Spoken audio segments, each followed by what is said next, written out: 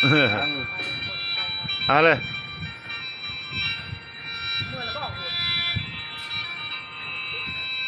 หนาวหัวใจย้ำดมตองดมสาเรียน12แม่นดมพองเอียงนองหรือว่าสายดมโซมาสุนกายแต่ละครั้งจังเย็นเจ้าเขาใส่ใจเด้น้องและหูเหตุผลว่าสายดมเป็นห่วงอายอยากบอกสาวเขาคนไกลมามีไผเข้ามาแทงคือคนแสงบนทางโค้งละอายจนงุ้มมือเจ้าโทรมาเบาว่าจบกันเมื่อสองเฮาฟังคำเบาเจ้าง่ายง่ายลานางเอ้ย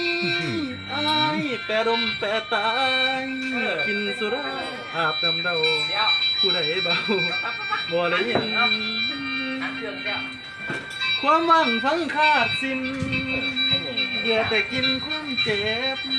ความหนาวเหน็บในหัวใจแม่นทิ้งไผบ่พอสวยแน่นอน สุดๆมิลลิเสียง แบบนี้แบบนี้ อย่าเพี้ยนเอาไปต่อ สาวคนสวยจะลืมอายน้องหักพี่ดีใดยังจำได้เบ้ากับพี่ลานางเอ้ยสัญญาไว้ว่าเดือนสิหาเงินมาแต่งหน่อยพร้อมคำพร้อมสวยใส่คอ เพชรในตุ่มนี่แหละ และสิ่งบ่รักไอ้ก็พอเวลาเปลี่ยนใจคนตามคือคนที่สามเข้ามาแทนเอิ้นมาแฟนมาแทนอายมึงอย่าไปลงเฟซเบิดความหมายเดี๋ยวว่าใช่คนนี้ที่โทษบ่บุญบ่มี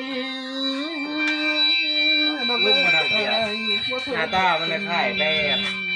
หน้าตามันคล้ายหมอลำอยู่เลย นางเอ้ยเจ้าผู้แก้มเปิ่นเว้ โอ้ย ย มันคือลูกตาทั้งหมดมันคือลูกตามาจากผมอ่ะ ตัวอยู่ไกลใจห้างพร้อมอายอมแค่ให้แก ไปไปไหนเชียวหมอลำเรื่องแม่น บ่ โม มี โห คำสิ แม่นโมโลด นั่งกอดเขามันเหงาจี โคตรกลัวเขาแม่เสียงบอกซะ คือคน ม่วน โอ้เพชรในตุ่มว่ะ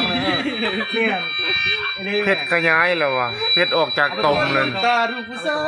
ย